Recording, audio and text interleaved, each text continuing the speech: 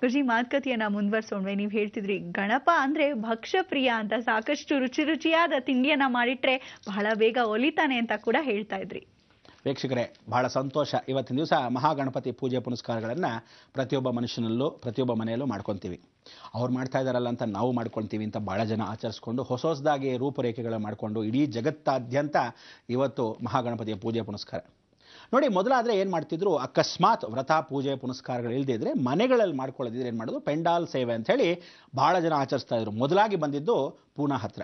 ಪೂನಾನಲ್ಲಿ ಆಚರಿಸ್ತಾ ಇದ್ದ ಸಮಯದಲ್ಲಿ ಮರಾಠಿಗಳು ಎಷ್ಟೋ ಜನ ಮಹಾರಾಷ್ಟ್ರೀಯನ್ಸು ಅವರೆಲ್ಲ ಪೂಜೆ ಪುನಸ್ಕಾರವನ್ನು ಮಾಡಿ ಮಹಾಗಣಪತಿಯನ್ನು ಸಮುದ್ರದಲ್ಲಿ ವಿಸರ್ಜನೆ ಮಾಡೋರು. ತದನಂತರ ಬಾಂಬೆಲಿ ಶುರು ಆಯಿತು. ಆಮೇಲೆ ಕರ್ನಾಟಕ ಭಾಗದಲ್ಲಿ ಹುಬ್ಳಿಲಿ ಶುರು ಆಯಿತು. ಇಲ್ಲಿ ಪೆಂಡಾಲ ಸೇವೆ ಅಂದರೆ ಬೀದಿಯಲ್ಲಿ ಎಲ್ಲರೂ ಆಚರಿಸ್ಕೊಂಡು ಒಂದು ಸಂಘಟನೆ ಮಾಡಿಕೊಂಡು ಮಾಡ್ತಕ್ಕಂಥ ಅವಧಿ ಎಷ್ಟೋ ಜನಕ್ಕಿತ್ತು. ತದನಂತರ ಬಂತು ತುಮಕೂರು. ಭಾಳ ವಿಶೇಷವಾಗಿ ತುಮಕೂರಲ್ಲಿ ಆಚರಿಸ್ತಾ ಇದ್ರು.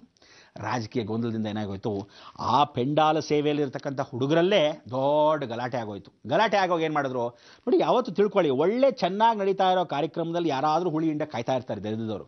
ಆ ಹೊಟ್ಟೆ ಕಿಚ್ಚು ಜನ ಅಂದರೆ ಕೈಗೆ ಸಿಗದೆ ಇರತಕ್ಕಂಥ ಯಾವತ್ತು ಹಣ್ಣು ಹುಳಿಯಂತೆ, ಯಾವತ್ತು ನರಿ ಹೇಳೋದು ಹಾಗೆ. ಅದಕ್ಕೆ ಪ್ರತಿಯೊಬ್ಬ ಮನುಷ್ಯನ ಹಾಳು ಮಾಡೋಕ್ಕೆ, ಒಳ್ಳೆ ಸುಖವಾಗಿ ನಡೀತಾ ಇರತಕ್ಕಂಥ ಕಾರ್ಯಕ್ರಮಗಳು ಹಾಳು ಮಾಡೋಕ್ಕೆ ಸಾಕಷ್ಟು ಜನ ಗಿಡಿಗಡಿ ಕಾಡ್ತಾ ಇರ್ತಾರೆ. ಆ ಸಮಯದಲ್ಲಿ ಏನು ಮಾಡಬೇಕು, ಒಗ್ಗಟ್ಟು ಭಾಳ ಮುಖ್ಯ ನಿಮಗೆ. ಅಂಥ ಸಮಯದಲ್ಲಿ ತುಮಕೂರಲ್ಲಿ ಇವತ್ತಿನ ದಿವಸ 2 ವಿಭಿನ್ನವಾದ ಗಣಪತಿಗಳಾಗೋಯ್ತು. ಎಂಥ ಬೇಜಾರಾಯಿತು. ಆ ಕಾಲದಲ್ಲಿ ಮುಖ್ಯಮಂತ್ರಿಗಳಾಗಿರ್ತಕ್ಕಂಥ ರಾಮಕೃಷ್ಣ ಹೆಗಡೆ ಇದನ್ನು ಭಾಳ ಚೆನ್ನಾಗಿ ಮಾಡಿ ಅಂತ ಎಷ್ಟು ಪ್ರೋತ್ಸಾಹ ಬೇಕಾದರೆ ಕೊಡ್ತೀವಿ ಅಂತ ಹೇಳ್ತಾ ಇದ್ರು. ಜೀವರಾಜ್ ಅರಳು ಅವರು ಕೊಡ್ತಾ ಇದ್ರು. ಭಾಳ ಸಂತೋಷ. ಎಷ್ಟೋ ಜನ ಯುವಕರಲ್ಲಿ, ಯುವ ಪೀಳಿಗೆಯಲ್ಲಿ ಇವತ್ತಿನ ದಿವಸ ಎಷ್ಟು ಮುಸಲ್ಮಾನರು ಕೂಡ ಗಣಪತಿ ಹಬ್ಬವನ್ನು ಆಚರಿಸ್ತಾರೆ ಅಂದರೆ ಭಾಳ ಸಂತೋಷ ಆಗುತ್ತೆ. ಇವತ್ತಿಗೂ ವಿದೇಶದಲ್ಲಿ ಕ್ರಿಶ್ಚಿಯಾನಿಟಿ ಇರಬಹುದು, ಯಾವುದೇ ಒಂದು ಪಾರ್ಸಿಗಳಾಗಿರ್ಬೋದು, ಯಾವುದೇ ವಿಭಿನ್ನ ಭಾಷೆಯವರಾಗಿರ್ಬೋದು, ಜಾತಿ ವರ್ಗದವರಾಗಿರ್ಬೋದು, ಎಲ್ಲರೂ ಗಣಪತಿಯನ್ನು ಆಚರಿಸ್ತಾರೆ.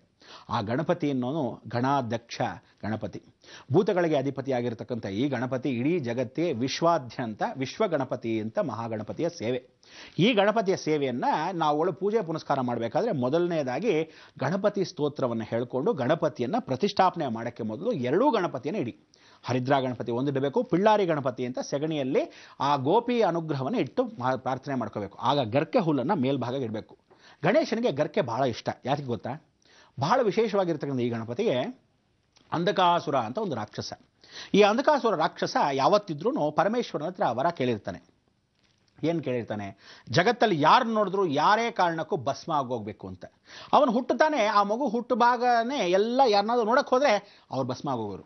ಅವನು ಪಾಪ ಹುಡ್ತಾ ಬೆಳೀತಾ ಆ ತೇಜಸ್ಸು ವರ್ಚಸ್ಸು, ಕಣ್ಣಲ್ಲಿ ಕಾಂತಿಯಲ್ಲಿ ಆ ತೇಜೋ ವರ್ಚಸ್ಸು ಎಷ್ಟು ಚೆನ್ನಾಗಿತ್ತು ಅಂದರೆ ಅವ್ನು ಋಷಿಮುನಿಗಳು ನೋಡ್ತಾನೆ, ಸುಟ್ಟೋಗುತ್ತೆ.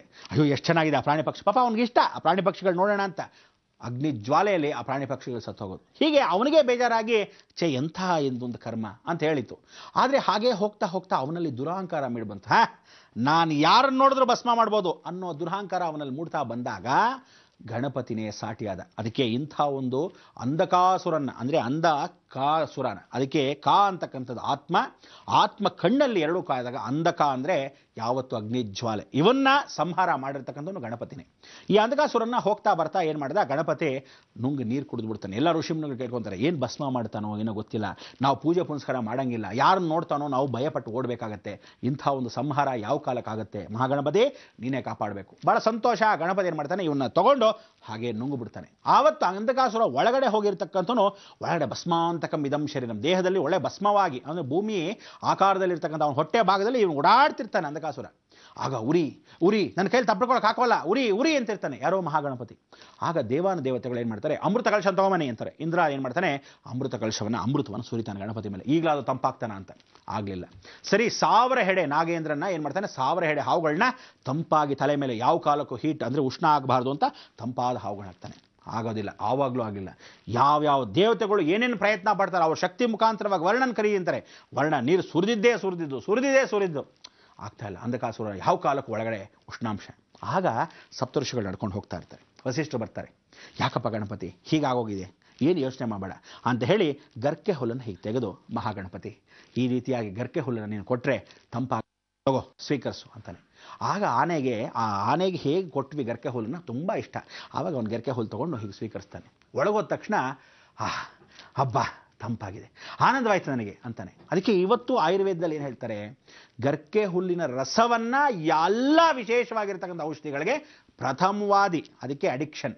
ನೀವು ಏನಂದರೆ ಸ್ವಲ್ಪ ಉಪ್ಪು ಹಾಕಯ್ಯ ಅಡುಗೆಗೆ, ಎಲ್ಲದಕ್ಕೂ ಉಪ್ಪು ಬೇಕೇ ಬೇಕು. ಹಾಗೆ ಎಲ್ಲ ಆಯುರ್ವೇದ ಪದಾರ್ಥಗಳಿಗೂ ಗರ್ಕೆ ಇಲ್ಲದೆ ಯಾವ ಆಯುರ್ವೇದ ಪದಾರ್ಥಗಳು ತಯಾರು ಮಾಡೋಕ್ಕಾಗಲ್ಲ, ಪೂರ್ತಿ ಆಗಲ್ಲ. ಅದಕ್ಕೆ ತಂಪು ಮಾಡ್ತಕ್ಕಂಥದ್ದು ಇವತ್ತು ಗರ್ಕೆ ಹುಲ್ಲು ತಂಪು ಮಾಡುತ್ತೆ, ಹೊಟ್ಟೆಯನ್ನು ತಂಪಿಡಿಸುತ್ತೆ. ಆಗ ಗಣಪತಿ ಸಂತೋಷಪಟ್ಟು ಇನ್ನು ಮೇಲೆ ಯಾವ ಕಾರಣಕ್ಕೂ ನನ್ನ ಹುಟ್ಟಿದಬ್ಬಕ್ಕೆ, ನನ್ನ ಆಚರಣೆಗಳಿಗೆ ನನಗೆ ಯಾವತ್ತೂ ಪ್ರಿಯವಾಗಿರ್ತಕ್ಕಂಥ ಇದೇ ಗರ್ಕೆ ಹುಲ್ಲು ವಿಶೇಷವಾಗಲಿ ಅಂತಾನೆ.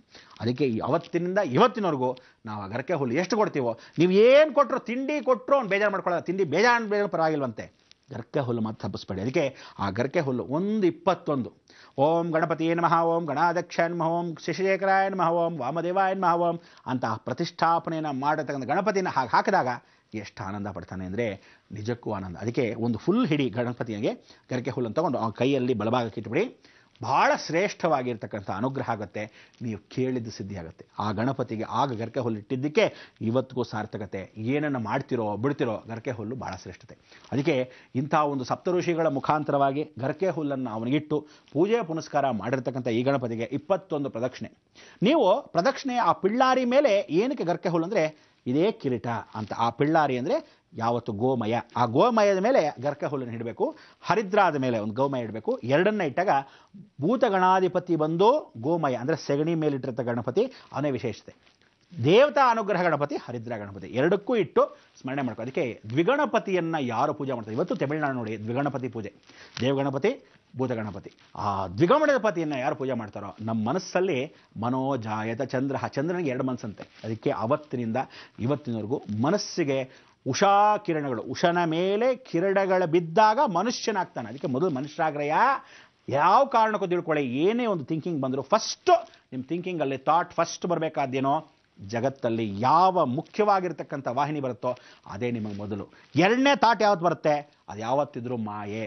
ಮೊದಲನೇ ಯಾವುದು ಬರುತ್ತೆ, ಒಳ್ಳೆಯದಾಗಲಿ ಕೆಟ್ಟದಾಗಲಿ, ಮೊದಲನೇ ಮಾತೆ ಸೃಷ್ಟಿ. ಅದಕ್ಕೆ ಸೃಷ್ಟಿ ನಿಯಮದಲ್ಲಿ ದ್ವಿಗಣಪತಿ ಪೂಜೆಯನ್ನು ಸ್ಮರಣೆ ಮಾಡ್ಕೋಬೇಕು. ಆವಾಗಿಂದ ವಕ್ರತುಂಡ ಮಹಾಕಾಯ. ವಕ್ರತುಂಡ ಅಂದರೆ ವಕ್ರನ್ನ ತುಂಡ ಮಾಡಿರ್ತಕ್ಕಂಥ, ತುಂಡು ಮಾಡಿರ್ತಕ್ಕಂಥದ್ದೇ ವಕ್ರತುಂಡ. ಮಹಾಕಾಯ ತುಂಡ ಆಗಿರ್ತಕ್ಕಂಥ ಗಣಪತಿನೇ ಮಹಾಕಾಯ.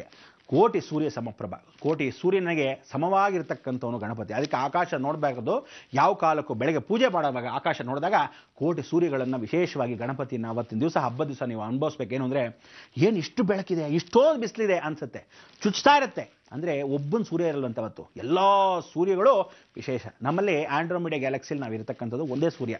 ಆ ಥರ ಎಷ್ಟು ವಿಧವಾದ ಸೂರ್ಯಗಳಿದಾರೋ, ಎಷ್ಟು ವಿಶೇಷವಾಗಿರ್ತಕ್ಕಂಥ ನಕ್ಷತ್ರಗಳಿದೆಯೋ, ಆ ನಕ್ಷತ್ರಗಳೆಲ್ಲ ಸೂರ್ಯಗಳೇ. ಅದಕ್ಕೆ ಕೋಟಿ ಸೂರ್ಯ ಸಮಪ್ರಭ.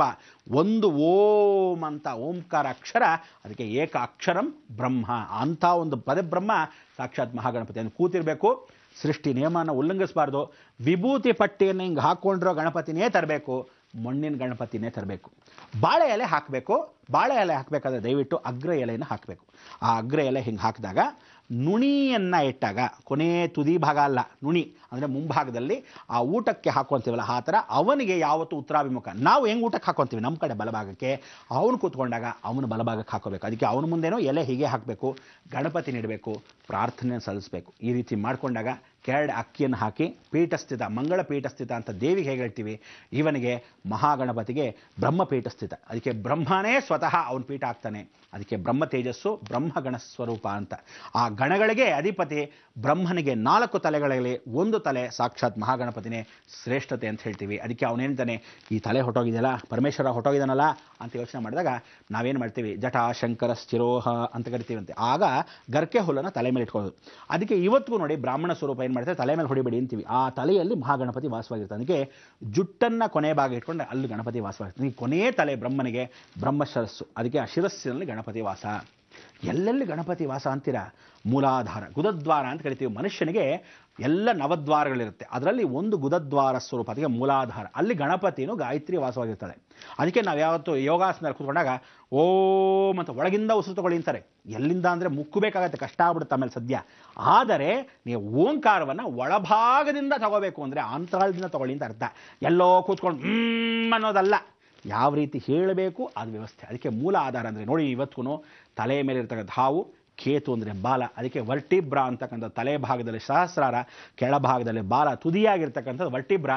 ಎಲ್ಲಿರುತ್ತೆ? ಆ ಕೊನೆಯ ತುದಿ, ಅಲ್ಲಿ ಮಹಾಗಣಪತಿ ವಾಸಸ್ಥಳ. ಅದಕ್ಕೆ ಮೂಲ ಆಧಾರ, ಸ್ವಾಧಿಷ್ಠಾನ, ಮಣಿಪುರ, ಅನಾಹತ, ವಿಶುದ್ಧಿ, ಆಜ್ಞಾ, ಸಹಸ್ರಾರ, ಷಟ್ಚಕ್ರ ಉಪಾಸನ ಮಹಾಗಣಪತಿ ಸ್ವಾಹ ಅಂತ ಪ್ರಾರ್ಥನೆ ಮಾಡ್ಕೋಬೇಕು. ಮಹಾಗಣಪತಿನೇ ಅಲ್ಲಿರ್ತಾನೆ. ಅದಕ್ಕೆ ಪ್ರತಿಯೊಂದು ಶ್ಲೋಕಕ್ಕೂ, ಪ್ರತಿಯೊಂದು ಆಧಾರಕ್ಕೂ, ಪ್ರತಿಯೊಂದು ಯೋಗಾಸನಕ್ಕೂ, ಪ್ರತಿ ಆಯುರ್ವೇದಕ್ಕೂ ಎಲ್ಲವೂ ಗಣಪತಿನೇ ಶ್ರೇಷ್ಠತೆ. ಇಂಥ ಒಂದು ಗಣಪತಿ ಬಿಳಿ ಎಕ್ಕದ ಗಿಡಕ್ಕೆ ಬಹಳ ಶ್ರೇಷ್ಠವಾಗಿರ್ತಾನೆ. ಸೂರ್ಯನಿಗೆ ಪ್ರಿಯನಾಗಿರ್ತಕ್ಕಂಥವನು, ಸೂರ್ಯನ ಎಲೆನಲ್ಲೇ ವಾಸವಾಗಿರ್ತಕ್ಕಂಥವನು. ಆ ಬಿಳಿ ಎಕ್ಕದ ಹೂವನ್ನು ತಂದು ಗಣಪತಿಗೆ ಅರ್ಪಿಸಬೇಕು. ಯಾತಕ್ಕೆ ಅರ್ಪಿಸಬೇಕು? ಗಣಪತಿಗೆ ಏನು ಶ್ರೇಷ್ಠತೆ, ಯಾತಕ್ಕೆ ಅರ್ಪಿಸಿದಾಗ ನಮಗೇನು ಫಲ ಸಿಗುತ್ತೆ ತಿಳಿಸೋಣಕ್ಕಾಯ್ತು.